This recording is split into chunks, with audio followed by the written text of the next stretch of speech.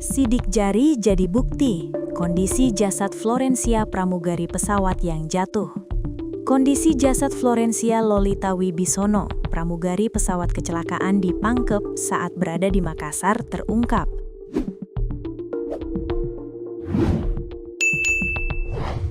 Florencia Lolita Wibisono adalah korban kedua teridentifikasi.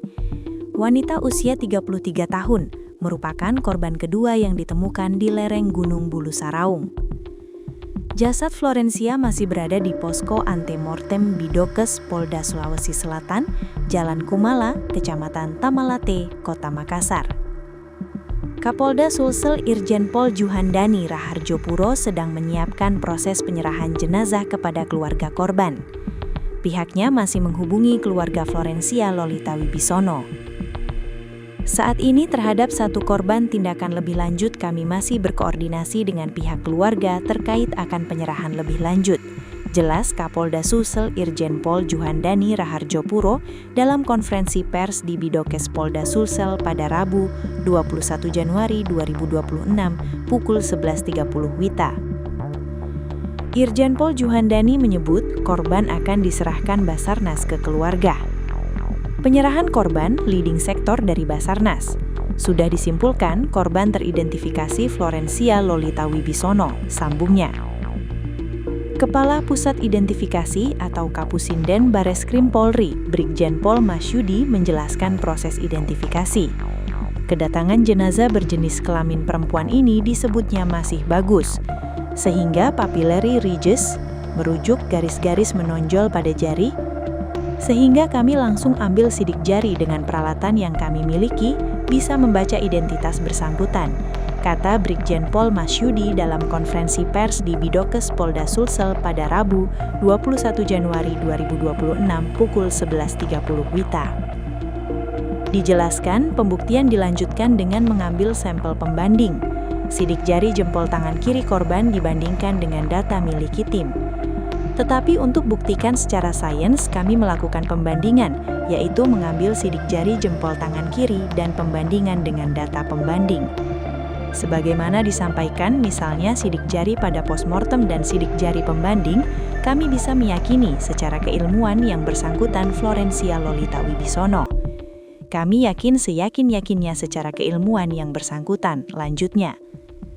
Florencia Lolita Wibisono beralamat Owak Tower, A Unit 216 Pulau Gadung, Jakarta Timur. Florencia akrab disapa Olen itu kini berusia 33 tahun. Ia merupakan anak bungsu dari 6 bersaudara. Olen diketahui baru sekitar 3 bulan bertugas di pesawat ATR 42500 milik Air Indonesia Transport.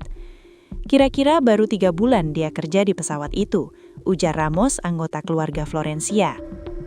Sebelum bergabung dengan IAT, Florencia menghabiskan sebagian besar kariernya sebagai pramugari di maskapai Lion Air selama kurang lebih 13-14 tahun.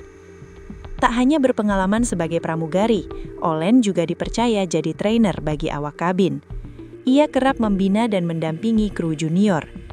Dia juga jadi trainer untuk pramugari yang baru, bisa dibilang seperti HRD.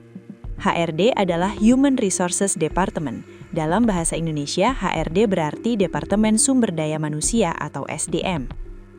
Pihak keluarga hingga kini masih menantikan informasi resmi dari pihak berwenang terkait perkembangan pencarian dan penanganan insiden tersebut.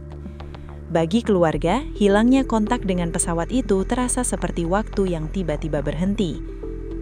Kerabat Florencia, Juwita, mengungkapkan rencana pernikahan Olen selama ini menjadi sumber kebahagiaan keluarga. Iya, dia memang akan segera menikah. Kami semua sudah menantikan momen bahagia itu, ujar Juwita lirih. Beberapa jam sebelum kejadian, Olen masih sempat membagikan potongan kesehariannya di media sosial. Hal senada disampaikan Yanti, 46 tahun, anggota keluarga lainnya, saat ditemui di rumah keluarga korban di Tondano, Kabupaten Minahasa, Minggu 19 Januari 2026. Kami dengar sudah ada rencana menikah, tapi belum tahu kapan. Rencananya secepatnya, kata Yanti. Menurutnya, calon pasangan Florencia berprofesi sebagai seorang pilot di salah satu maskapai penerbangan. Kami tetap berharap Olen bisa segera ditemukan, ucap Yanti. Video pegawai KKP dekat pilot sebelum kecelakaan pesawat ATR 42500. Tersebar video Deden Maulana, pegawai Kementerian Kelautan Perikanan KKP dalam pesawat. Video tersebut selalu dikirim sebagai bentuk kabar dari Deden. Deden merupakan satu dari 10 korban pesawat ATR 42500 yang kecelakaan di Gunung Bulu Saruang, Kabupaten Pangkep, Sulawesi Selatan. Pesawat itu dicharter KKP untuk misi pengawasan laut. Dari pihak KKP ada 3 pegawai yang bertugas. Pertama, Ferry Irawan sebagai analis kapal pengawas. 2, Deden Mulyana sebagai pengelola barang milik negara. 3, Yoga Noval sebagai operator foto udara. Dadan tinggal di Jalan Mesir 2, Pasar Minggu, Jakarta Selatan. Dia tinggal bersama istrinya, Vera. Sedangkan orang tuanya di Garut, Jawa Barat. Ayah Deden, Muksin, mengatakan terakhir komunikasi saat mengabari bahwa istrinya pulang ke Garut pada Kamis, 15/1/2026. Kan saya tinggalnya di Bandung, anak saya di sini, ibunya di Garut. Pergi ke Garut itu mau kontrol. Saya kasih tahu, "Aa, Mama udah pulang ke Garut, mau kontrol lagi." "Hati-hati aja," kata dia gitu, katanya. Biasanya ketika hendak pergi tugas, kata Muksin, Deden selalu menghubunginya untuk meminta doa. Namun hari itu Deden justru tak melakukannya. Kalau kemarin nggak bilang, biasanya kalau mau berangkat kemana-mana, ke Aceh, kemanapun, itu suka ngabarin, minta doanya, katanya. Kebiasaan ini rupanya juga dirasakan sang kakak, Yuli. Ia memposting foto terakhir Deden sebelum kecelakaan pesawat ATR 42500. "Ini foto terakhir yang kau kirim di grup WA keluarga." Keheningan malam memecah 1000 tanya.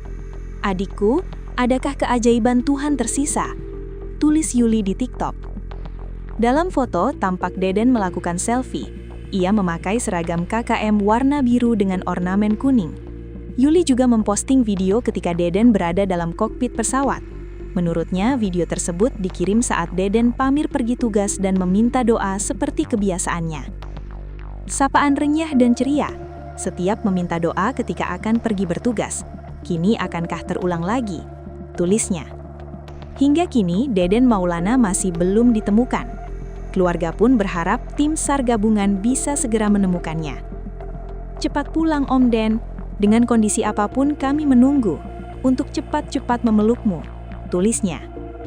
Ayah Deden Maulana, Muksin, mengatakan pada Minggu 18 Januari 2026 malam, adik Deden dan suaminya sudah berangkat ke Makassar, Sulawesi Selatan untuk memantau proses pencarian korban.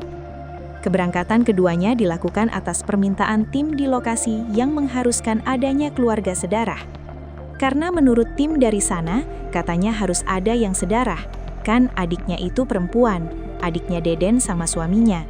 Jadi yang diminta diantaranya, satu itu kemarin rambut ibunya dibawa, kata Muksin di rumah duka Jalan Mesir 2, Pasar Minggu, Jakarta Selatan. Sementara itu, istri Deden masih berada di rumah karena kondisinya belum stabil.